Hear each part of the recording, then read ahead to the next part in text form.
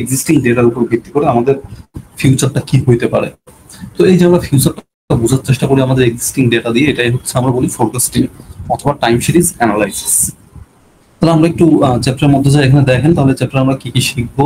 First হচ্ছে forecasting এর basics বিষয়গুলো আমরা বোঝার চেষ্টা করবো একটু। সেকেন্ড যেটা আমরা টাইম সিরিজের তিনটা কম্পোনেন্টস আছে, কম্পোনেন্টস তিনটা জানার চেষ্টা করব। দেন আমরা কিভাবে আসলে ফোরকাস্টিং করতে পারি মাইক্রোসফট এক্সেল ইউজ করে সেটা আমরা দেখবো, যেহেতু আমাদের বিজনেস অ্যানালিটিক্স কোর্সটা পুরোটাই হচ্ছে এক্সেল বেসড, বলতে পারেন হচ্ছে ওই সেমি এক্সেল কোর্স আর কি। বিভিন্ন জায়গায় এক্সেল এর কোর্স করায় না, যে হচ্ছে 3 মাস 6 মাস 1 বছর কোর্স। এই বিজনেস অ্যানালিটিক্সটা হচ্ছে আমাদের সেমি এক্সেল কোর্স, অর্ধেক এক্সেল শেখা আর অর্ধেক হচ্ছে আপনার different type of knowledge gain করা। তো আমরা দেখবো যে কিভাবে আমরা এক্সেল ইউজ করে ফোরকাস্টিং গুলো করতে পারি। দেন আমরা ফোরকাস্টিং এর অ্যাকিউরেসি আমরা মেজার করবো, যে আমরা যে ফোরকাস্টিংটা করতেছি সেটা আসলে সেখানে ইরোরের চান্সটা কত। আমরা যেমন গতদিন বেশ কিছু ইরোর নিয়ে কথা বলছিলাম, তো আমাদের এখানে বিভিন্ন ইরোর নিয়ে কথা বলতে হবে। দেন লাস্টে হচ্ছে আমরা বিভিন্ন ডেটা সেট যেগুলো আছে বিজনেসের, সেই ডেটা সেট গুলো নিয়ে আমরা কাজ করবো, কিভাবে সেখান থেকে ফোরকাস্টিং গুলো আমরা করতে পারি। এই গেল মোটামুটি আমাদের চ্যাপ্টার আউটলাইন, যে কি কি শিখবো আমরা চ্যাপ্টার থেকে। তাহলে আমরা কোর্সের মধ্যে চলে আসি। তো introduction to forecasting.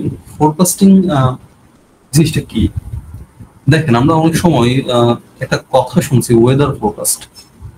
Weather forecast কি আমাদের যে আবহাওয়ার কি বলবো বাংলাটা ভুলে গেলাম, মানে আপনার হচ্ছে আগে থেকে কোনো কিছু অনুমান করা, এটাকেই বলা হয় ফোরকাস্ট। তো আমরা যে ওয়েদার ফোরকাস্ট যেমন দেখছি, আমাদের এখন যেটা করতে হয় সেটা হচ্ছে বিজনেসের ফোরকাস্ট। আমাদের বিজনেসের পারফরমেন্স গুলো কেমন হবে সেই বিষয়গুলোকে অ্যানালাইসিস করা, আগে থেকে প্রেডিক্ট করা, এটা হচ্ছে আমাদের বিজনেস ফোরকাস্টিং। তো ফোরকাস্টিং জিনিসটাকে এখানে দেখেন বলছে using past data predict future. তার মানে আমরা ফোরকাস্টিং দিয়ে বুঝি যেটা আমাদের যে এক্সিস্টিং ডেটা আছে, প্রিভিয়াস যে ডেটাগুলো আছে, সেই ডেটাগুলো ইউজ করে আমরা আমাদের ফিউচার পারফরমেন্স কেমন হইতে পারে সেটা যখন আমরা অ্যানালাইসিস করি, আমরা সেটা বোঝার চেষ্টা করি, তখন সেটাকে আমরা বলি ফোরকাস্টিং। এবং ফোরকাস্টিং কেন করি আমরা? Because forecasting helps in business planning. দেখেন, আমি যদি না জানি যে আগামী মাসে আমার সেলস কেমন হবে, কতগুলো প্রোডাক্ট আমার বিক্রি হবে, তো সেক্ষেত্রে আমার দেখেন একটা প্রবলেম ফেস করতে হবে। কি প্রবলেম? আমি জানবো না ঠিক কতগুলো প্রোডাক্ট আমাদের প্রডিউস করতে হবে। তো আমাদের প্রোডাকশনের জন্য আমাদের সেলস কেমন হবে জানার দরকার। আবার দেখেন, আমি যদি অ্যানালাইসিস করি যে আমার নেক্সট মান্থের প্রোডাকশন কেমন হবে, সেটার উপর কিন্তু আমার সিদ্ধান্ত নিতে হবে যে এই আমার যে কাঁচামালগুলো লাগবে প্রোডাকশনের জন্য, সেই কাঁচামালের প্রয়োজনটা কতটুকু হবে। তার মানে আলটিমেটলি আমাদের বিজনেসের যে কোনো প্ল্যানিং এর জন্যই ফোকাসটা দরকার আছে। যেমন এখানে ফোরকাস্টের কিছু এক্সাম্পল দেওয়া আছে, দেখেন যেমন নেক্সট মান্থে আমাদের সেলস কেমন হবে, অথবা আমাদের প্রোডাক্টের ডিমান্ড কেমন হবে, বা আমাদের বাজেটের এক্সপেন্স কেমন হবে। ধরেন আমি যে কোনো একটা প্রজেক্ট করতে যাচ্ছি, হয়তো আমি একটা নতুন ফ্যাক্টরি দিব বা নতুন একটা প্রোডাক্ট আমি মার্কেটে লঞ্চ করব, তো সেক্ষেত্রে আমাদের সেখানে এক্সপেন্সেস গুলো কি কি হবে, সেই এক্সপেন্সেস গুলো আমি আগে থেকে ফোকাস করতে পারি। কারণ আগে থেকে যদি আমার ফোকাস করা না থাকে আমার এক্সপেন্স গুলা, যে প্রবলেমটা ফেস করবো সেটা হচ্ছে ওই অনেকটা এরকম যে রাজমিস্ত্রির কাছে বাড়ি করতে যাওয়ার মতো। আপনি যখন ওদের কাছে বাড়ি করতে দিবেন না, ওরা আপনাকে বলবে যে মোটামুটি আপনার 20 লাখ টাকাই হয়ে যাবে। আর আপনি যখন কাজটা শুরু করবেন, দেখা যাবে 20 লাখ টাকাতে আপনার শুধু ফাউন্ডেশনটাই হয়েছে। তো সমস্যাটা কিন্তু তখন কিন্তু দেখেন, যখন আপনি 20 লাখ টাকা অলরেডি ফাউন্ডেশনটা করে ফেলছেন, তখন আপনি যে কোনো ভাবে টাকাটা ম্যানেজ করে চিন্তা করেন যে ঠিক আছে, আমি বাড়িটা যেহেতু ফাউন্ডেশনটা হয়ে গেছে, বাড়িটা কমপ্লিট করে ফেলি। তো মিস্ত্রিরা কি করে, এরকম আমাদেরকে ইনফ্লুয়েন্স করে যে কোনো একটা ডিসিশন নিয়ে ফেলার জন্য, কারণ আমি বাড়ি করতে গেলে তাদের একটা ইনকাম সোর্স। তো এই জন্য আমি যদি বাজেটিং এক্সপেন্স আমার কেমন হবে, আমাদের এক্সপেন্স গুলো কেমন হবে, সেটা যদি বাজেট করতে না পারি, তাহলে যেটা হয় বিজনেসের ক্ষেত্রে এই ইস্যুগুলো আমাদের জন্য চ্যালেঞ্জিং হয়ে যায়। আমাদের কাছে টাকা থাকে না, বাট আমাদের দেখা যাচ্ছে কিছু টাকা ওই প্রজেক্টের মধ্যে আটকা পড়ে যায়, না এদিকে যাইতে পারতেছি না ওইদিকে যাইতে পারতেছি, মানে না আমি প্রজেক্টটা শেষ করতে পারতেছি, আর না আমি সেখান থেকে উঠে চলে আসতে পারতেছি। কেন? অলরেডি হয়তো আমি কিছু টাকা সেখানে ইনভেস্ট করে ফেলছি। তো সবকিছুর জন্য আমাদের দরকার হয় হচ্ছে ফোরকাস্টিং। তো এই যে ফোরকাস্টিং, ফোরকাস্টিং আসলে আমাদের মেনলি দুইটা টাইপের। তো দুইটা টাইপের ফোরকাস্টিং আমরা দেখি টাইপগুলো কি কি। তো আমাদের ফার্স্ট যেটা আছে সেটা হচ্ছে কোয়ালিটেটিভ ফোরকাস্টিং। দেখেন, আমরা কোয়ালিটেটিভ এবং কোয়ান্টিটেটিভ এই দুইটা ওয়ার্ডের সাথে অলরেডি পরিচিত। কোয়ান্টিটেটিভ যেখানে আমাদের নাম্বারস থাকে, আমরা নাম্বারস এর উপর ভিত্তি করে সিদ্ধান্ত নিতে পারি। এন্ড কোয়ালিটেটিভ, যেখানে আমাদের আসলে নাম্বারস থাকে না, সেগুলো আমাদের জাজমেন্ট, আমাদের চিন্তা ভাবনা, আমরা আমাদের এক্সপেরিয়েন্স, এই জিনিসগুলোর উপর ভিত্তি করে আমাদের সিদ্ধান্ত নিতে হয়। তাহলে কোয়ালিটেটিভ ফোরকাস্টিং কি? দেখেন, কোয়ালিটেটিভ ফোরকাস্টিং হচ্ছে এরকম কিছু ইস্যু যেটা আমাদের এক্সপিরিয়েন্সের উপরে বা আমাদের সেন্স কি বলে, আমাদের মতামত কি, সে বিষয়ের উপর আমাদের ফোরকাস্ট করতে হয়। যেমন ধরেন, আপনার অর্গানাইজেশনে একটা লোক চাকরি ছেড়ে যাবে কি যাবে না, সেটা দেখেন মেনলি ডেটা দিয়ে সিদ্ধান্ত নেওয়া পসিবল না। তো সেখানে আমাদের কি করতে হয়, হয়তো বা পারফরমেন্স, সে আসলে কি করতেছে, সে কিভাবে চিন্তা ভাবনা করতেছে, এই সবগুলো বিষয় আমরা অবজার্ভ করি, আমরা অবজার্ভ করে বোঝার চেষ্টা করি যে সে হয়তো বা জবটা ছেড়ে দিবে। তাহলে এই যে ভবিষ্যতের সার্ভে, সিদ্ধান্ত বা সেই ইনফরমেশনটা আমি এখন কালেক্ট করতেছি, এটাকে আমরা বলি ফোরকাস্টিং। আর যেহেতু এখানে আসলে স্পেসিফিক ডেটা নাই, ডেটার উপরে বেস করে আমরা ডিসিশনটা নিতে পারতেছি না, সেক্ষেত্রে আমরা যেটা করতেছি সেটা হচ্ছে আমরা আমাদের জাজমেন্টের উপর ভিত্তি করে একটা ফোরকাস্ট করতেছি, একটা সিদ্ধান্ত নিচ্ছি। এই জিনিসটাকে আমরা বলি কোয়ালিটেটিভ ফোরকাস্টিং। তাহলে কোয়ালিটেটিভ ফোরকাস্টিং আমরা কি বলতেছি? Forecasting mainly based on judgment, intuition and opinions used when historical data is unavailable or insufficient. তাহলে দেখেন, এই যে আমি যে সিদ্ধান্ত নিচ্ছি, আমি যে ফোরকাস্টটা করতেছি, এটা কোয়ালিটেটিভ তখন হচ্ছে যখন আমার কাছে কোনো পাস্ট ডেটা নাই, অথবা যতটুকু আছে সেটা হয়তো বা আমাদের কাছে অপর্যাপ্ত, ইনসাফিসিয়েন্ট, যার ফলে আমরা আমাদের এক্সপিরিয়েন্স বা আমাদের জাজমেন্টের উপর ভিত্তি করে আমরা বিভিন্ন ডিসিশন নিয়ে থাকি, বিভিন্ন ফোরকাস্টিং করে থাকি। তো এই যে কোয়ালিটেটিভ ফোরকাস্টিং, এটা আসলে কমন তিনটা মেথড নিয়ে আমরা একটু কথা বলবো, কারণ আপনাদের এখান থেকে কোশ্চেন আসার চান্স আছে যে কোয়ালিটেটিভ ফোরকাস্টিং কি, বা হচ্ছে আপনাদের কিছু কমন কোয়ালিটেটিভ মেথডস আপনাদের হয়তো ডিসকাস করতে বলা হতে পারে। তো যদি আপনাদের বলা হয় যে what is qualitative forecasting, discuss some common qualitative methods for forecasting, তো সেক্ষেত্রে আপনাদের এই যে স্লাইডের যে তথ্যগুলো আছে, এই তথ্যগুলোই এনাফ আপনাদের ওই কোশ্চেনটা আনসার করার জন্য। তাহলে আমরা একটু দেখি এখন যে কমন কোয়ালিটেটিভ মেথডস গুলো আছে, আমাদের এখানে তিনটা মেথড আছে। একটা হচ্ছে এক্সপার্ট জাজমেন্ট, একটা হচ্ছে ডেলফি মেথড, এবং একটা হচ্ছে মার্কেট রিসার্চ অর সার্ভে। তো এক্সপার্ট জাজমেন্ট এই জিনিসটা কি? জিনিসটা হচ্ছে অনেক সময় দেখেন বিভিন্ন পজিশনে কিছু এক্সপিরিয়েন্সড মানুষ থাকে, আমরা যাদেরকে এক্সপার্ট বলি, যাদের দীর্ঘদিনের এক্সপিরিয়েন্স থাকে, যাদের বিভিন্ন দিকে নলেজ থাকে, এবং যাদের সিক্স সেন্স আস্তে আস্তে অনেক স্ট্রং হয়ে যায়। তখন যারা কি করতে পারে, শুধুমাত্র তাদের এক্সপিরিয়েন্সের উপর ভিত্তি করে ফিউচার পারফরমেন্স বা ফিউচার কি হবে সেটা বলে দিতে পারে। দেখেন, যেমন আমি কিছু কিছু মানুষ দেখছি, বেশ বয়স্ক মানুষ, যারা হচ্ছে এরা কি হবে না সেটার জন্য ওয়েদার ফোরকাস্টিং এর উপর ডিপেন্ড করি, হয়তো আমরা মোবাইলে দেখি বা গুগলে দেখি বৃষ্টি হওয়ার চান্স আছে কিনা। বাট এই মানুষগুলো কি করে জানেন? এই মানুষগুলো আসলে হয়তোবা আকাশের দিকে তাকাই বলতে পারে যে কোন দিকে মেঘ জমছে, বা মেঘের স্পিড কেমন, কোন দিক থেকে আসতেছে, মেঘের কালার কি, সবগুলো মিলায় সে কিন্তু বলে দিতে পারে যে কতক্ষণের মধ্যে বৃষ্টিটা হওয়ার চান্স আছে। দেখেন, এটা কিভাবে হয়েছে? সে অনেকদিন ধরে দেখছে, তার একটা এক্সপিরিয়েন্স হয়েছে, তার দীর্ঘদিনের এক্সপিরিয়েন্স থেকে সে বলতে পারে যে ঠিক কোন দিকে মেঘ হইলে বা মেঘের কোন কালারের জন্য ঠিক কত সময়ের মধ্যে বৃষ্টিটা হয়। তো এই জিনিসটাকে আমরা বলি হচ্ছে এক্সপার্ট জাজমেন্ট। তাহলে এক্সপার্ট জাজমেন্ট কি? যেখানে manager or expert predict based on experience, তাদের এক্সপিরিয়েন্সের উপর ভিত্তি করে ম্যানেজার অথবা এক্সপার্ট যারা আছে তারা প্রেডিক্ট করে। যেমন দেখেন, এখানে একটা এক্সাম্পল দেওয়া আছে, a new restaurant owner predict sales based on other restaurant in the area.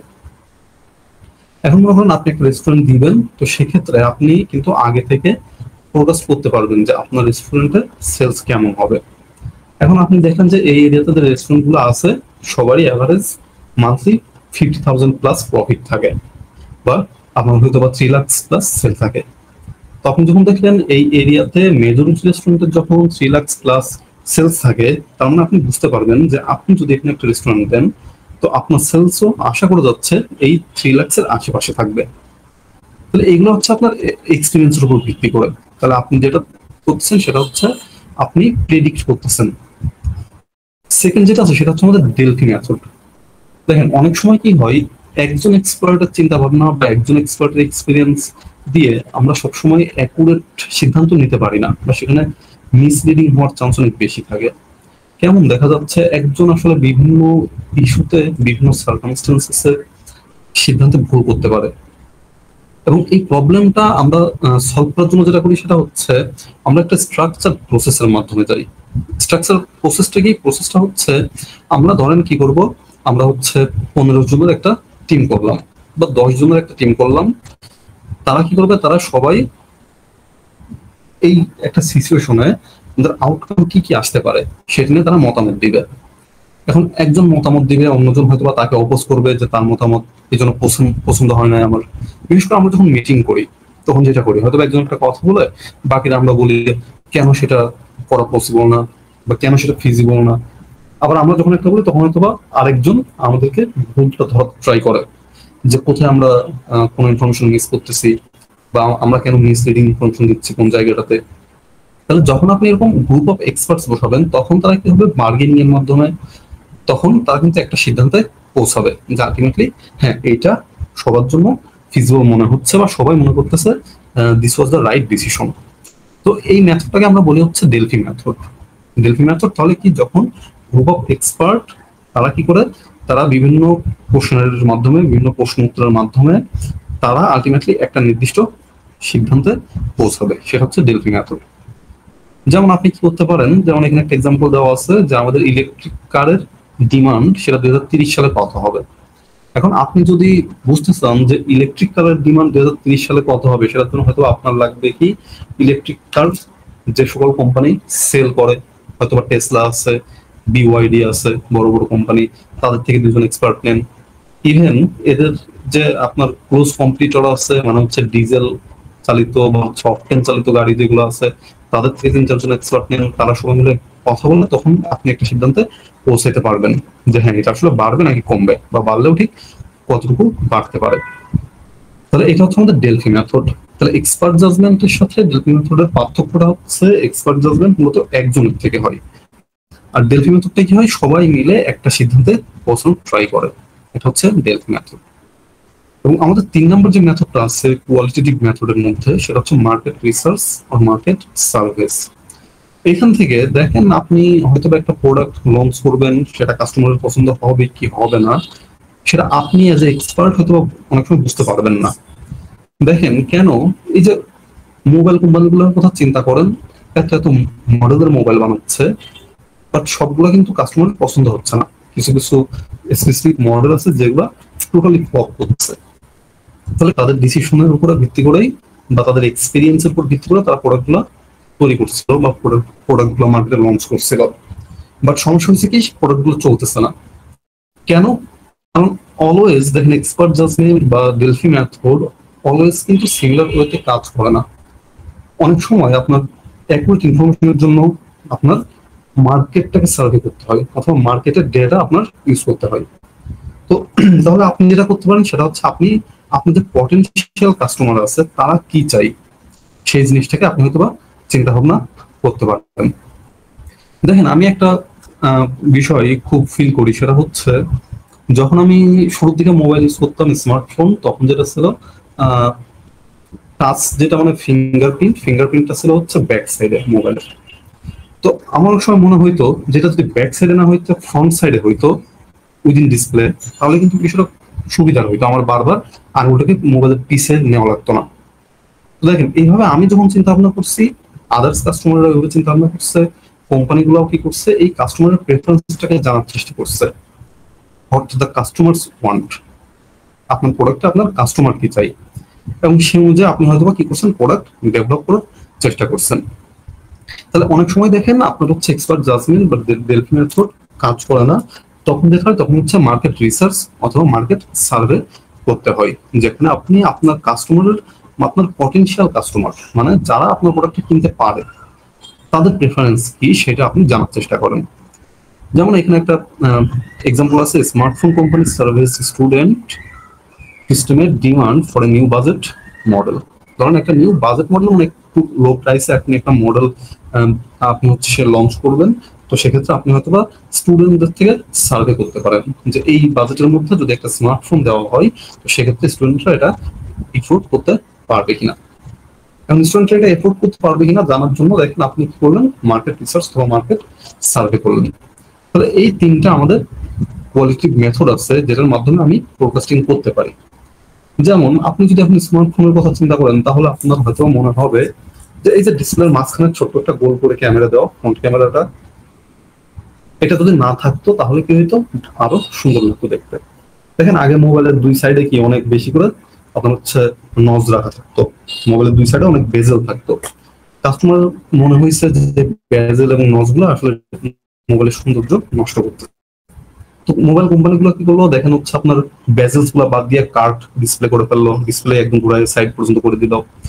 বা হচ্ছে বড় বড় যে বেজেল ইয়াগুলো ছিল, নজ গুলো ছিল, সেগুলোকে সেটে পুরাটা ফুল ডিসপ্লে দিয়ে দিল।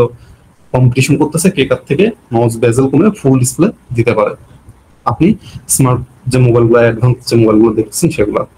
এখন তো আপনার মনে হতে পারে যে হ্যাঁ, এই ক্যামেরাটাও যদি এখানে না থাকতো, এই যে ফিঙ্গারপ্রিন্টটা যেমন আন্ডার ডিসপ্লে দেখা যায় না, ক্যামেরাটাও যদি এমন হইতো তাহলে হয়তো এটা আরো বেটার হইতো।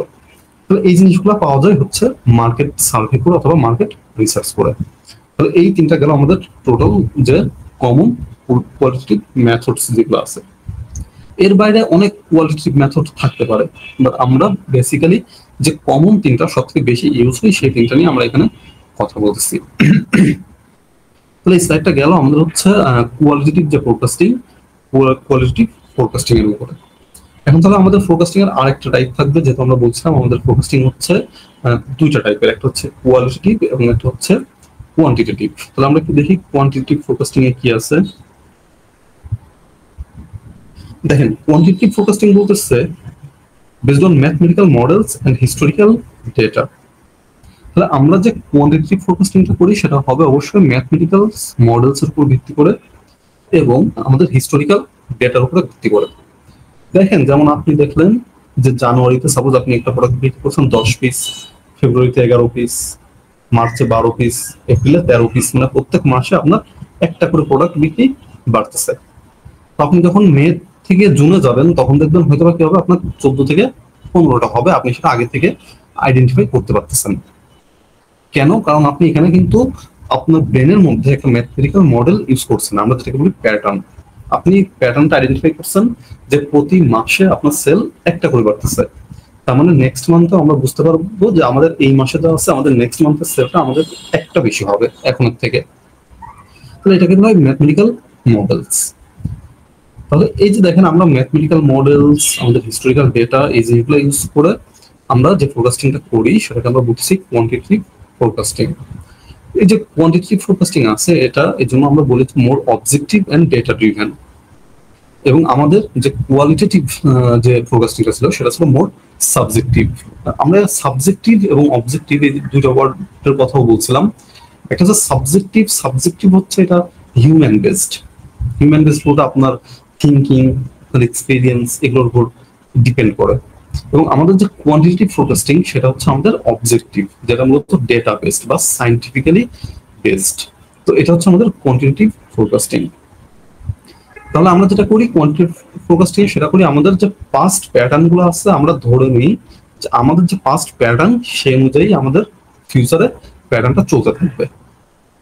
তাহলে আমাদের এই যে আমরা বলছিলাম যে কোয়ালিটেটিভ এর মধ্যে আমাদের টোটাল তিনটা পার্ট আছে, সেম ভাবে এই যে আমাদের কোয়ান্টিটেটিভ ফোরকাস্টিং সেখানেও দুইটা কমন মেথড আছে। এবং এই দুইটা কমন মেথডের মধ্যে যদি আরো কিছু পার্ট আছে তাহলে আমরা দেখি যে আসলে কমন আমাদের কোয়ান্টিটেটিভ মেথডস কি কি আছে। তো ফার্স্ট যে মেথডটা আছে সেটা হচ্ছে টাইম সিরিজ মেথড, এবং সেকেন্ড যে মেথডটা আছে সেটা হচ্ছে কজাল এন্ড এক্সপ্লেনেটরি মেথড, যেটাকে কজাল মেথড বলা হয় অথবা এক্সপ্লেনেটরি মেথড বলা হয়। তো টাইম সিরিজ মেথডের মধ্যে কি আছে দেখেন, সেখানে বলতেছে use only pass data of the variable. আমরা দেখেন টাইম সিরিজ মেথডে শুধুমাত্র প্রিভিয়াস যে ডেটাগুলো আছে আমাদের এক্সিস্টিং ডেটা সেই ডেটাগুলো ইউজ করে থাকি। এটা হচ্ছে আমাদের টাইম সিরিজে, টাইম সিরিজে দেখেন লিখা আছে use only past data of the variable. Variable মানে কি, ধরুন আমি যদি সেলসকে আইডেন্টিফাই করতে চাই বা সেলসকে ফোকাস্ট করতে চাই তাহলে সেলস হচ্ছে আমাদের ভেরিয়েবল। আমি যদি প্রোডাকশনকে ফোকাস্ট করতে চাই তাহলে প্রোডাকশনটা হচ্ছে আমাদের ভেরিয়েবল।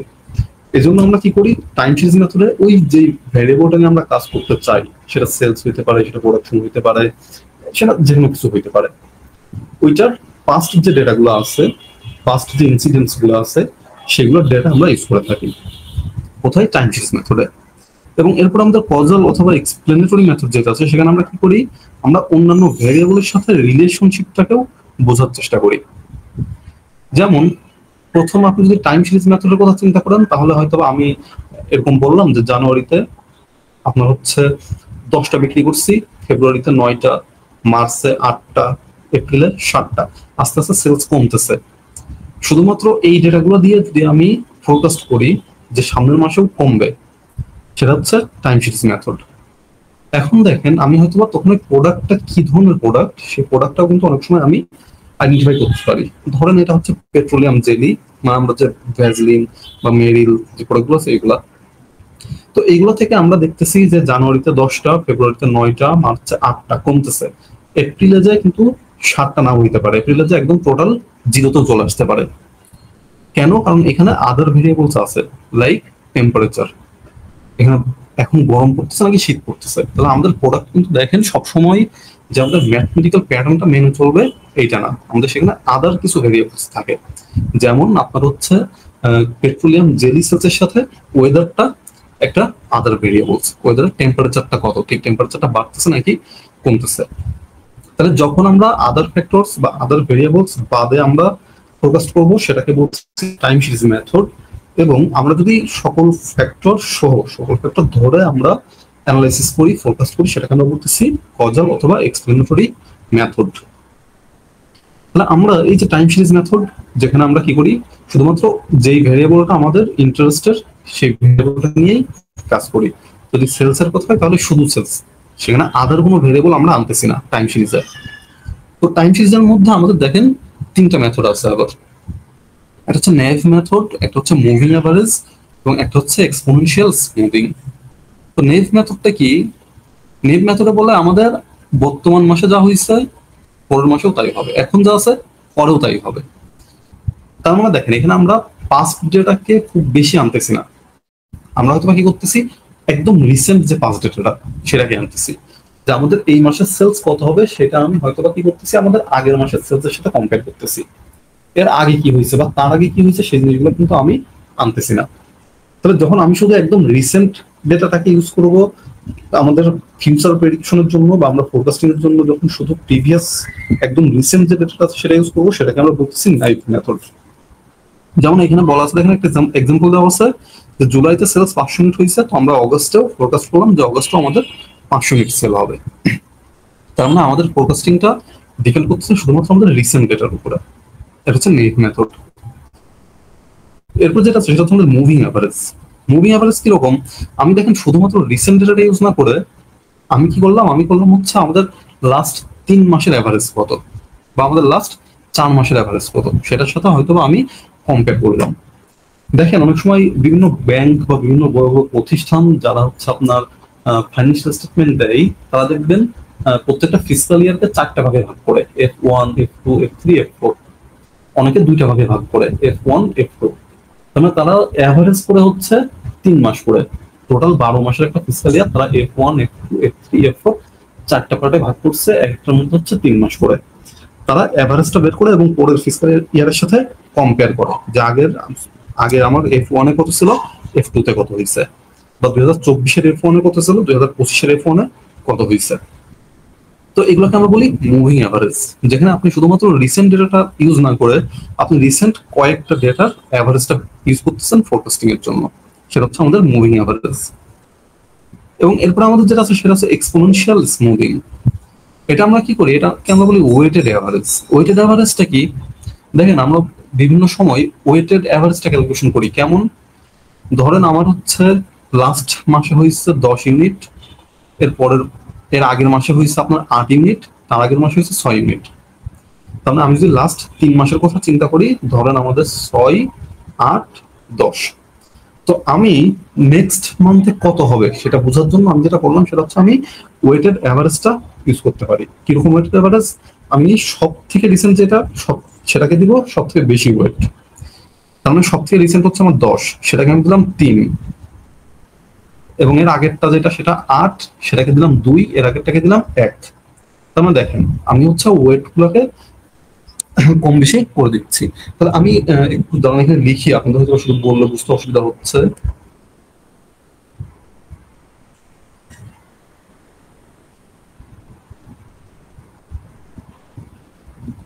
ধরুন এখানে হচ্ছে আমাদের জানুয়ারি, ফেব্রুয়ারি, হচ্ছে আমাদের মার্চ, 3 মাস আমাদের সেলস হচ্ছে 6, 8 এবং 10। এবং আমি সেখানে হচ্ছে ওয়েট দিব,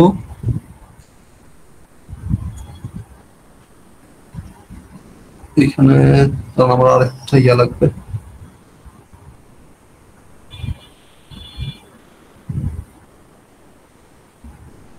এগুলো লিখি। প্রথমে আমি নিচ্ছি হচ্ছে মান্থ, এখানে নিচ্ছি আমি হচ্ছে সেলস,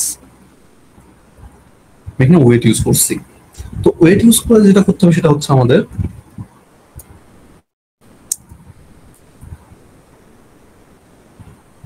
টোটাল ওয়েটের কত আমাদের সেটা বের করতে হবে। তো যেটা কিভাবে বের করবো দেখেন, জানুয়ারিতে হচ্ছে 6 এবং সেখানে ওয়েট হচ্ছে 1, দুটাকে গুণ করবো 6। ফেব্রুয়ারিতে হবে 8 2 16 এবং মার্চ হবে 30। তাহলে দেখেন আমাদের যেটা সেটা হচ্ছে টোটালটা আমরা দেখি, টোটাল কত হয়েছে। টোটাল ওয়েট আসছে আমাদের হচ্ছে 3 আর 1 3 2 5 6, টোটাল ওয়েট আসছে 6। এবং এখানে ওয়েটেড আমাদের যে সেলস, ওয়েটেড সেলস আসছে হচ্ছে 22 20 52। তার মানে এখানে দেখেন আমরা কি বললাম, এবং টোটাল সেলস আসছে আমাদের হচ্ছে 24 24। দেখেন আমি যদি শুধু অ্যাভারেজটা ইউজ করি, তার মানে এই যে মাঝখানে যেটা মুভিং অ্যাভারেজ, তাহলে মুভিং অ্যাভারেজ আমি যেটা করতেছিলাম সেটা হচ্ছে ডিরেক্ট এটার অ্যাভারেজ বের করতেছিলাম। তাহলে 24 এখানে অ্যাভারেজ করলে হচ্ছে 3 দিয়ে ভাগ করলে 8। তার মানে আমি যদি এখানে অ্যাভারেজ বের করি,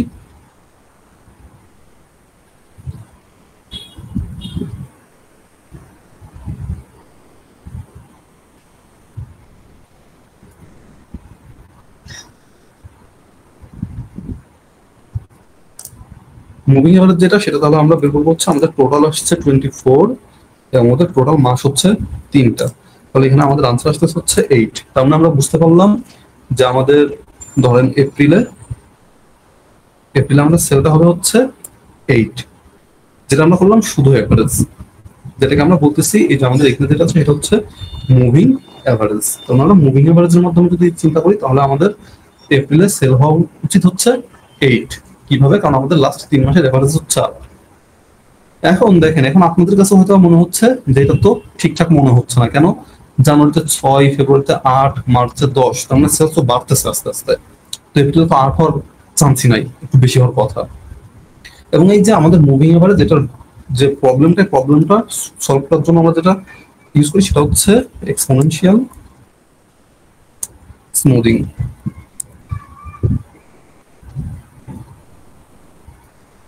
এবং এক্সপোনেনশিয়াল স্মুদিং তাহলে আমরা কি করি দেখেন, ওয়েটেড এভারেজটা ইউজ করি। তাহলে দেখেন প্রত্যেকটাকে আমরা একটা করে ওয়েট দিছিলাম এখানে 1 2 3, মানে সব থেকে রিসেন্টটাকে সব থেকে বড় ওয়েট, এবং আস্তে আস্তে পিছনের দিকে যত যাবো তত কম ওয়েট। এবং এই ওয়েটের সাথে আমি যে টোটাল আমাদের যে সেলসটা দেখেন এটাকে গুণ করছিলাম, সবগুলো যোগ করছি, যোগ করে আমি টোটাল পাইছি হচ্ছে 52।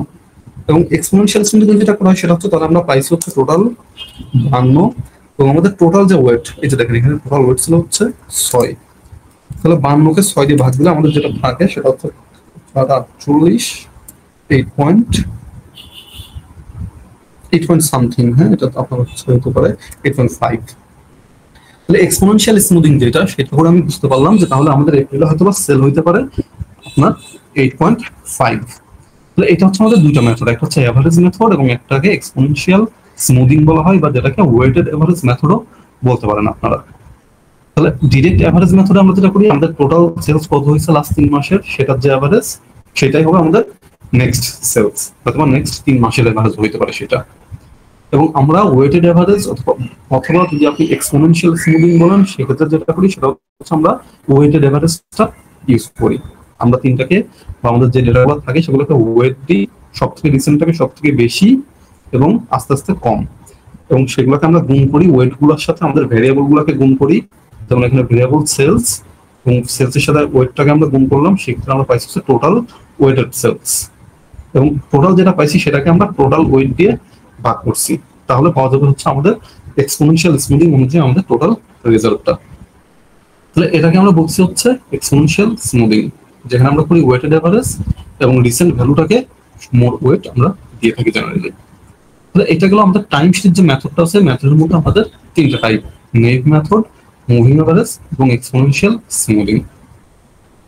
এরপর যেটা আছে আমাদের সেটা হচ্ছে কজাল অথবা এক্সপ্লেনেটরি মেথড, যেখানে আমরা কি করি দেখেন, আমরা হচ্ছে ফোরকাস্ট করি based on relationship with other variables. অন্যান্য যে ভেরিয়েবল গুলো আছে সেগুলোর সাথে রিলেশনটা কি সেটা আমরা বের করি।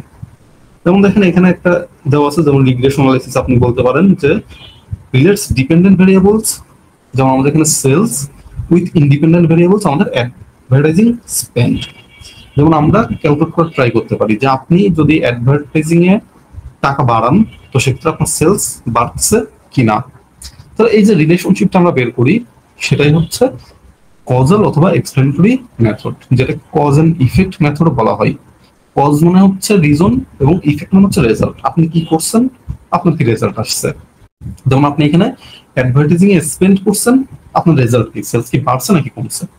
যেমন তাহলে আমরা কি করলাম এখানে হয়তো দেখলাম যে sales increase when advertising spend increases, আপনি যদি অ্যাডভার্টাইজিং এ খরচ বাড়ান সেক্ষেত্রে কি হবে, সেক্ষেত্রে আপনার সেলস বাড়বে। এটাকে বলে রিগ্রেশন অ্যানালাইসিস। যখন তাহলে আমরা কি করি একটা ভেরিয়েবল, এবং যেটার ফলে কি হতে পারে আপনার শুধুমাত্র ওই যে অ্যাডভার্টাইজিং এর সাথে যে সেলসের সম্পর্ক, এই সম্পর্কটা মেনটেন নাও হইতে পারে আদার্স ভেরিয়েবলস দিয়ে। এরকম যখন আমরা আদার্স কিছু ভেরিয়েবলস যেগুলোকে আমরা হচ্ছে মডারেটিং ভেরিয়েবলস বলি, মডারেটিং ভেরিয়েবলস এর মাধ্যমে আমরা যখন অ্যানালাইসিস করে ট্রাই করি তখন সেটাকে বলা হয় ইকোনোমেট্রিক মডেলস। এখন যে ইকোনোমেট্রিক মডেলস এটা মূলত আপনাদের এইখানে বিজনেস অ্যানালিটিক্সে দেখানো হবে না, এটা মূলত হচ্ছে আপনার যে রিসার্চ আছে, রিসার্চ মেথোডোলজি, সেই রিসার্চ মেথোডোলজি কোর্সের টপিক এটা। তো আমরা শুধুমাত্র রিগ্রেশন পর্যন্ত রাখবো, যদিও রিগ্রেশন আপনাদের হচ্ছে ওই রিসার্চ মেথোডোলজি কোর্সের, বাট আমরা এটাকে বোঝার জন্য কি করবো, এই রিগ্রেশনটা একটু করবো আমরা এখানে জাস্ট বোঝার জন্য। বাট এই যে রিগ্রেশন দেন ইকোনোমেট্রিক মডেলস এগুলো সব আপনাদের হচ্ছে রিসার্চ মেথোডোলজিটা শেখানো হবে। তো আমরা এখানে যেটা পাইছি সেটা হচ্ছে ফোরকাস্টিং এর মধ্যে এক্সপ্লেনেটরি মেথড বা রিগ্রেশন অ্যানালাইসিস, একটা ভেরিয়েবলের সাপেক্ষে আরেকটা ভেরিয়েবল আমাদের কিভাবে চেঞ্জ হয় বা কি হয় সেটা বোঝার চেষ্টা করি। এই জিনিসটা আমরা একটু এক্সেলে দেখবো নেক্সট টপিকে। তো আমরা এখন এক্সেলে দুইটা বিষয় দেখবো, সেটা হচ্ছে একটা আমাদের যে কিভাবে আমরা অ্যানালাইসিস করতে পারি যে একটা ভেরিয়েবলের সাথে আরেকটা ভেরিয়েবল কানেক্টেড কিনা। এর আগে আমরা আরেকটা টপিক দেখে আসি, সেটা হচ্ছে এখানে ওই টপিকটা দেখার জন্য আমাদের এই টপিকটা জানা থাকা দরকার, যেটাকে আমরা বলি ট্রেন্ড, সিজনালিটি এবং র্যান্ডম। এই যে জিনিসগুলো এগুলো হচ্ছে component of time series. Time series মানে কি, টাইম সিরিজ মানে এই যে জানুয়ারি করে ফেব্রুয়ারি, ফেব্রুয়ারি মার্চ, দেখেন একটা নির্দিষ্ট গ্যাপে গ্যাপে যাচ্ছে, এটাকে বলি টাইম সিরিজ। 2001, 2002, 2003, 2004 একটা গ্যাপে গ্যাপে যাচ্ছে, এটাকে আমরা বলি টাইম সিরিজ। আপনি যে কোনো নির্দিষ্ট গ্যাপে গ্যাপে ডেটাটা কালেক্ট করেন, এই ডেটা অ্যানালাইসিস করেন, এবং ওই অ্যানালাইসিসটাই হবে আপনার টাইম সিরিজ অ্যানালাইসিস। এখন টাইম সিরিজ অ্যানালাইসিসের মধ্যে আমরা তিন ধরনের অ্যানালাইসিস মূলত করে থাকি। এটা হচ্ছে ট্রেন্ড অ্যানালাইসিস। আপনার আপ ডাউন থাকবে বিজনেসে, হয়তো বা জানুয়ারিতে পাচ্ছেন পাঁচ ইউনিট, ফেব্রুয়ারিতে 6 ইউনিট, মার্চে আবার কোনো 4 ইউনিট হয়ে গেছে, এপ্রিলে যে হয়তো 9 ইউনিট হয়েছে, এরপর মেতে যে আবার 7 ইউনিট হয়ে গেছে, জুনে যে আবার 12 ইউনিট হয়েছে। দেখেন আপনার কিন্তু কম বেশি হচ্ছে, কিন্তু আলটিমেটলি কিন্তু আপনার সেলসটা বাড়তেছে। প্রথমে আপনার 5-6 এর মধ্যে ছিল, এরপরে হচ্ছে 7-8-9 এর মধ্যে ঘুরতেছিল, এরপর 10-11-12 এর মধ্যে ঘুরতেছে, মানে আপ ডাউন হচ্ছে, বাট আলটিমেটলি কিন্তু আপনি গ্রোথ দিকে যাচ্ছেন। তাহলে এই যে অ্যানালাইসিসটা, যে আলটিমেটলি আপনি কোথায় যাচ্ছেন লং টার্মে, এই লং টার্ম ডিরেকশনটাকে আমরা বলে হচ্ছে ট্রেন্ড অ্যানালাইসিস। সিজনালিটি অ্যানালাইসিস এবং র্যান্ডমটা আমরা রাখবো, র্যান্ডমটা যদিও আমাদের এখানে দেখার কিছু নাই। সিজনালিটিটা আমরা হচ্ছে নেক্সট ক্লাসের জন্য রাখবো। আমরা আজকে হচ্ছে ট্রেন্ড অ্যানালাইসিস এবং রিগ্রেশন অ্যানালাইসিসটা। তো ট্রেন্ড এবং রিগ্রেশন, তাহলে ট্রেন্ড অ্যানালাইসিসটা আমরা বুঝছি, ট্রেন্ড অ্যানালাইসিস কি আমরা আসলে লং টার্মে কোন দিকে যাচ্ছি, এখন হয়তো আপ ডাউন চলতেছে, বাট আলটিমেটলি লং টার্মে আমাদের কি হবে সেটা বোঝার জন্য আমরা যে অ্যানালাইসিসটা করি সেটাকে বলি আমরা ট্রেন্ড অ্যানালাইসিস। এবং আমাদের আরেকটা হচ্ছে রিগ্রেশন অ্যানালাইসিস, যেখানে আমরা দেখার চেষ্টা করি যে দুইটা ভেরিয়েবলের সাথে আসলে রিলেশনটা কি।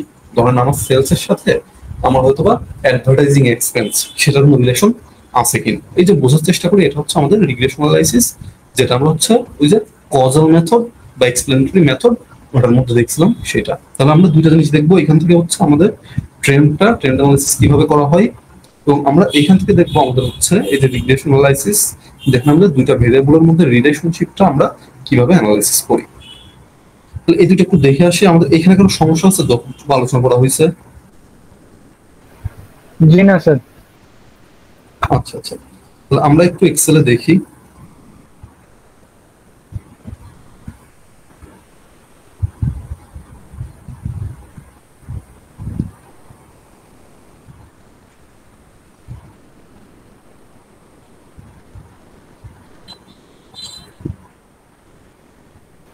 জি স্যার।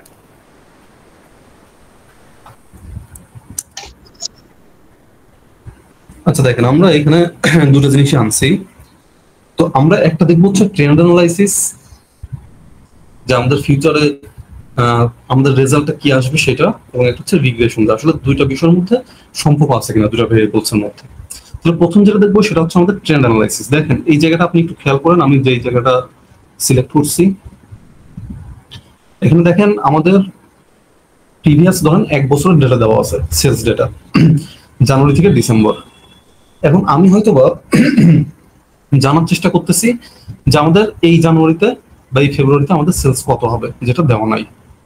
হয়তো ধরেন যে এটা ডিসেম্বর মাস, সাপোজ এটা ডিসেম্বর মাস, আমাদের ডিসেম্বর 31, তার মানে আমরা হচ্ছে টোটাল এই বছরের ডেটাটা নিয়ে আসছি জানুয়ারি থেকে ডিসেম্বর পর্যন্ত। এখন এই যে নতুন যে জানুয়ারি আসতেছে সেখানে আমাদের সেলস কত হইতে পারে, বা আমাদের যে ফেব্রুয়ারি আসতেছে সেখানে আমাদের সেলস কত হইতে পারে, সেটা আমরা ক্যালকুলেট করব। তো দেখেন আমি ডেটাটাকে জাস্ট মার্ক করে নিছি। এই যে নিচে দেখেন একটা কুইক অ্যানালাইসিস, আমি যেখানে কার্সরটা রাখছি, কুইক অ্যানালাইসিস, জাস্ট এখানে আমরা একটা ক্লিক করব। এখানে দেখেন এর মধ্যে এই যে formatting, chart, total, table, spark, lines, অনেকগুলো অপশন আসছে। আমরা এখানে যাবো হচ্ছে চার্টের মধ্যে, সেকেন্ড অপশনটা চার্ট, এখানে গেলাম। এখান থেকে আমরা লাইন চার্টটা নিব। এই যে আমরা ধরুন লাইন চার্টটা নিলাম। এখন দেখেন এইখানে যেটা দেখাচ্ছে সেটা হচ্ছে আমাদের বর্তমান যেটা আছে, যে সেলসটা আছে সেই পর্যন্ত। বাট দেখেন আমাদের লাস্টের যে জানুয়ারি ফেব্রুয়ারি এটা কিন্তু এখনো ব্ল্যাঙ্ক। আমি একটু আপনাদের বোঝার জন্য গ্রিড লাইন গুলো দিয়ে দিই।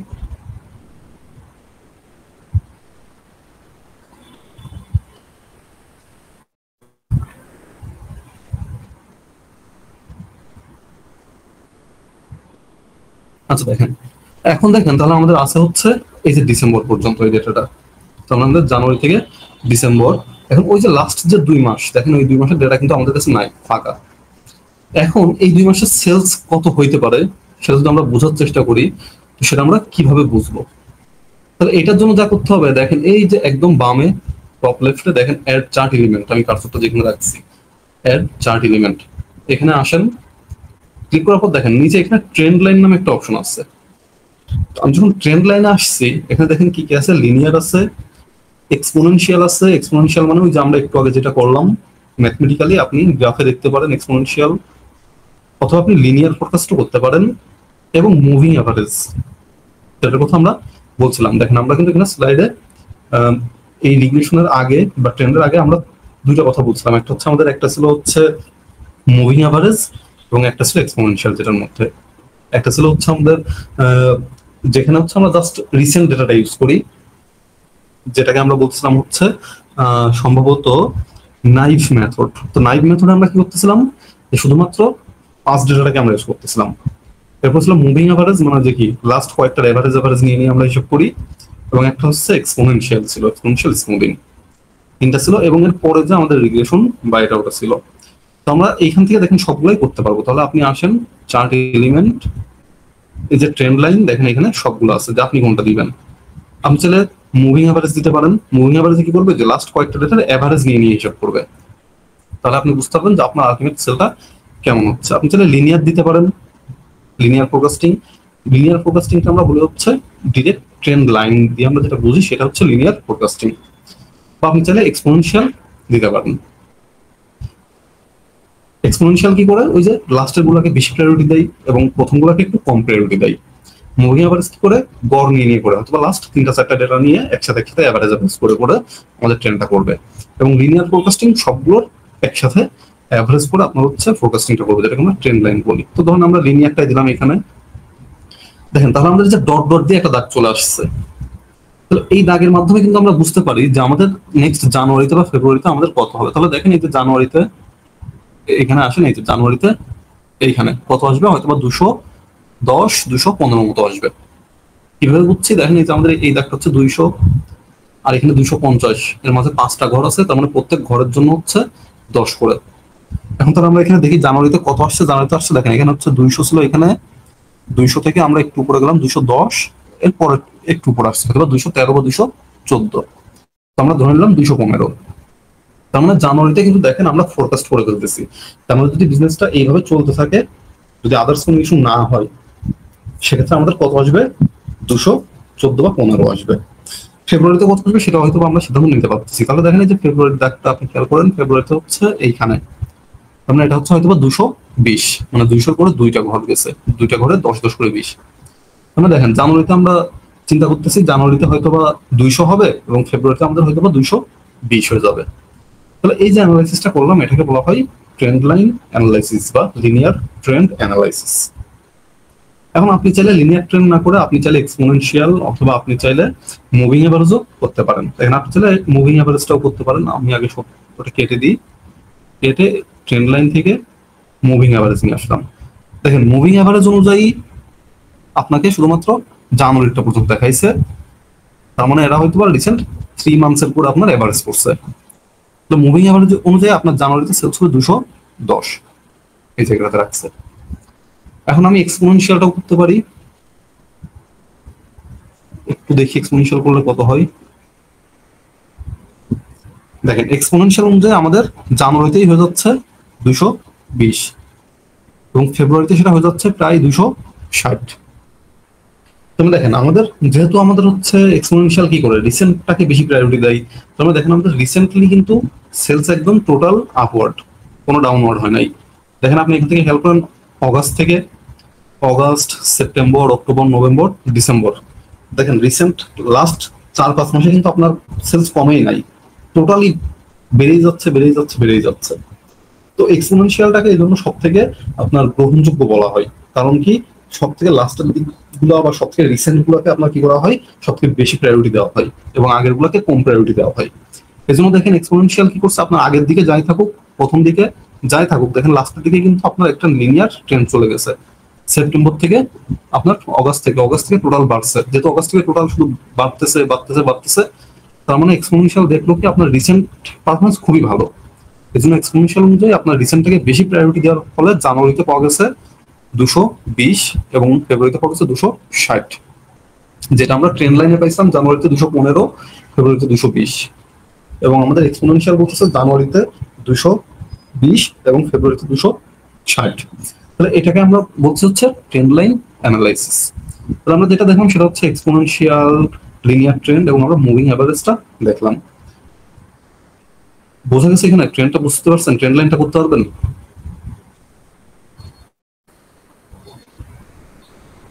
ট্রেন্ড লাইনটা বুঝলে আমরা হচ্ছে রিগ্রেশনটা দেখবো একটু করে।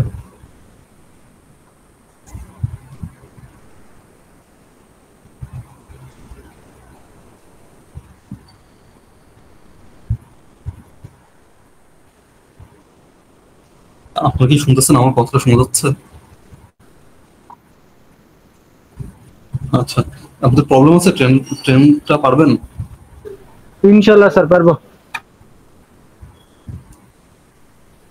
আচ্ছা ঠিক আছে, আপনাদের কোনো প্রবলেম হলে বলবেন, আপনারা সংকোচ করেন না। সংকোচ করলে আমি আসলে তো বুঝতেছি না আপনারা বুঝতেছেন কি বুঝতেছেন না, যেহেতু এটা ডিস্টেন্স লার্নিং, তো আসলে আমাদের বোঝার সুযোগও কম। তাহলে আমরা একটু রিগ্রেশনটা দেখি, এই রিগ্রেশনটা কিভাবে করা হয়। তো এটাকে কেটে দিলাম। দেখেন আমাদের রিগ্রেশন মনে আছে কি বলছিল, রিগ্রেশন বলতেছিল আমাদের দুইটা ভেরিয়েবলের মধ্যে রিলেশনটা দেখায়, যেমন আমাদের ইন্ডিপেন্ডেন্ট এবং ডিপেন্ডেন্ট। আমরা বলছিলাম যে আমাদের সেলসটা হচ্ছে ডিপেন্ডেন্ট এবং অ্যাডভার্টাইজিং এক্সপেন্সটা হচ্ছে ইন্ডিপেন্ডেন্ট। তার মানে আপনি যে অ্যাডভার্টাইজিং এ ধরেন এই টাকা খরচ করতেছেন এবং এই খরচের সাথে আপনার সেলসের সম্পর্কটা কি, অ্যাডভার্টাইজিং এক্সপেন্সের সাথে আপনার সেলসের রিলেশন আছে কিনা। তাহলে সেটা বোঝার জন্য আমরা যেটা কি করবো সেটা হচ্ছে রিগ্রেশন অ্যানালাইসিস।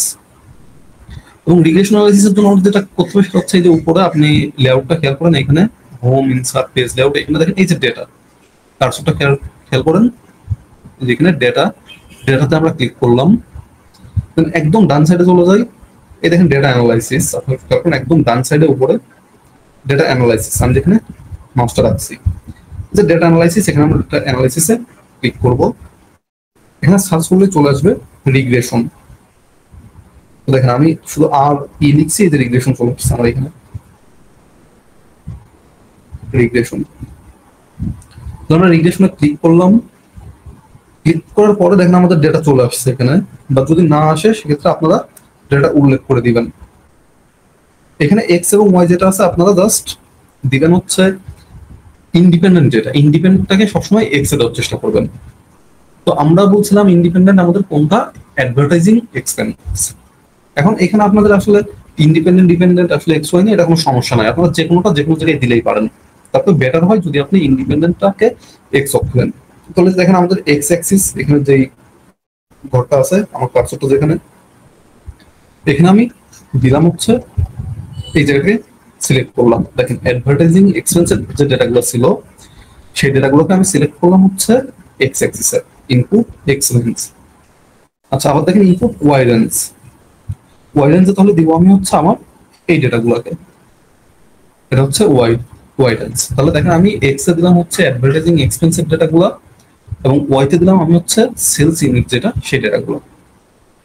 ডেটাগুলো দেওয়ার পর আমার হচ্ছে আউটপুটটা কোন জায়গায় আসবে, কোন জায়গায় আমি দিতে চাই সেটা ধরুন আমি এখানে সিলেক্ট করে দিলাম যে এই জায়গাটাতে আমি আমার রেজাল্টটা নিয়ে আসবো। তাহলে দেখেন কি কি দিছি, একটা হচ্ছে আমরা ইনপুট দিছি ওয়াই রেঞ্জ এবং ইনপুট দিছি এক্স রেঞ্জ, একটাতে দিছি সেলসের ডেটাগুলো, একটাতে দিছি আমাদের অ্যাডভার্টাইজিং এক্সপেন্সের ডেটাগুলো। এখন যেটা করতে হবে সেটা হচ্ছে আমরা এখানে জাস্ট ওকে করে দিব। আপনার যদি এখান থেকে আরো কোনো তথ্য লাগে সেটা আপনি দিতে পারবেন, যেমন রেসিডুয়াল প্লটস, প্রবাবিলিটি প্লটস, এগুলো মতো রিসার্চের জন্য লাগে। বাট আমাদের এইখান থেকে খুব অল্প একটু জিনিস লাগবে, সেই জিনিসটা আমরা ক্যালকুলেট করব। তো আমরা দেখেন তাহলে আমরা যেটা করলাম সেটা হচ্ছে ওকে করলাম রিগ্রেশনের জন্য। দেখেন একটা ক্লিকে মোটামুটি বেশ অনেক অ্যানালাইসিস করে ফেলছে। তো যে অ্যানালাইসিসগুলো করছে সেখান থেকে আমাদের অ্যানোভা দেন হচ্ছে ইন্টারসেপ্ট, এগুলো আমাদের কোনো প্রয়োজন নাই, আমরা এগুলোকে বাদ দিয়ে দিলাম। আমাদের যেটা দরকার সেটা হচ্ছে আমাদের এই যে সামারি আউটপুট রিগ্রেশন স্ট্যাটিস্টিক্স, এটা তো আমাদের রিগ্রেশনটা লাগবে। তো যেহেতু রিগ্রেশনটা লাগবে তাহলে আমরা হচ্ছে দেখি রিগ্রেশন থেকে আমরা কি সিদ্ধান্ত নিব। সেটা হচ্ছে দেখেন এখানে আমাদের মেন নিতে হবে হচ্ছে আর স্কোয়ার, এই যে জায়গাটা আর স্কোয়ার, দেখেন আমি ইউরো মার্ক করছি। এই আর স্কোয়ারটা আমাদের হচ্ছে মূলত ক্যালকুলেশনের জিনিস। তাহলে আর স্কোয়ারের মধ্যে দেখেন পাইছি আমি হচ্ছে 0.87। এটা যদি আমরা পার্সেন্টেজে ক্যালকুলেট করি তাহলে হয় হচ্ছে 87%। এই 87%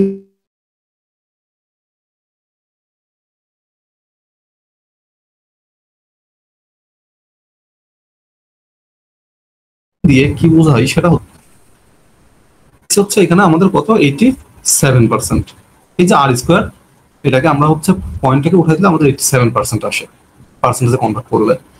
এইটা দিয়ে আমরা বুঝি যেটা হচ্ছে আপনি যদি এইখানে এখন এটা যদি 100 টাকা অ্যাডভার্টাইজিং এক্সপেন্স বাড়ান আপনার সেলস 87টা বাড়বে বা 87% বাড়বে।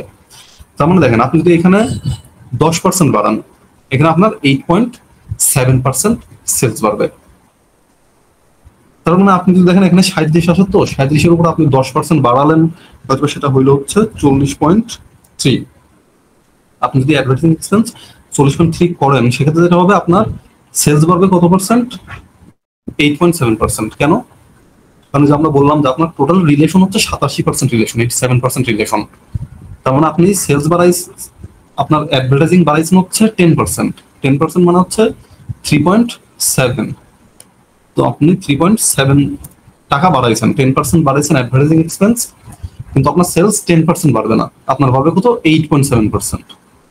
তার মানে এখানে হচ্ছে 210, তো এটার 8% হচ্ছে 16, আপনার হচ্ছে 228 মতো, এটা হবে আপনার সেলস যদি আপনি কি করেন এই যে এখানে বাড়ান। তবে দেখেন আমরা অ্যাডভার্টাইজিং বাড়াইছি হচ্ছে এখানে 10%, আমাদের সেলস বাড়ছে 8.7%।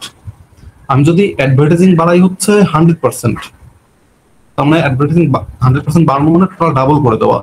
আমি যদি কি করি তাহলে 37 গুণে 74, আমি যদি অ্যাডভার্টাইজিং টোটাল ডাবল করে দিই তাহলে আমাদের আসবে হচ্ছে সেলস আসবে 420।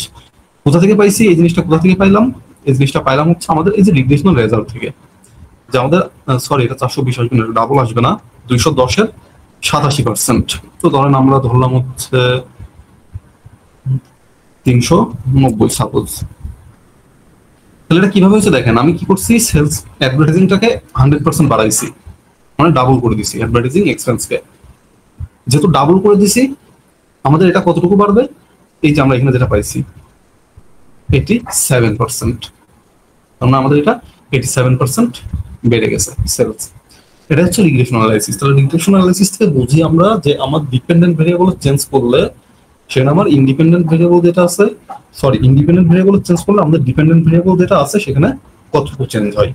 তো আমাদের এখানে ইন্ডিপেন্ডেন্ট ছিল হচ্ছে অ্যাডভার্টাইজিং এক্সপেন্স, সেটার সাথে আমি আমার সেলস মানে ডিপেন্ডেন্ট সেটা রিলেশন পাইছি হচ্ছে 0.87, যেটাকে আমরা বলছি 87%। যেহেতু 87% রিলেশন আছে তার মানে আপনি যদি 100% বাড়ান আপনার ইন্ডিপেন্ডেন্ট তাহলে 87% বাড়বে আপনার ডিপেন্ডেন্ট। এখন আপনি যদি অ্যাডভার্টাইজিং এক্সপেন্স 10% বাড়ান তাহলে আপনার সেলস বাড়বে 8.7%। আপনি যদি অ্যাডভার্টাইজিং এক্সপেন্স 100% বাড়ান তাহলে আপনার সেলস বাড়বে আপনার 87%। আপনি যদি 1% অ্যাডভার্টাইজিং এক্সপেন্স বাড়ান সেলস বাড়বে 0.87%।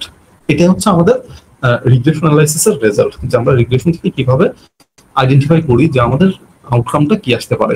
এটা হচ্ছে আমাদের ফোরকাস্টিং বাই রিগ্রেশন। বোঝা গেছে এখানে প্রবলেম আছে?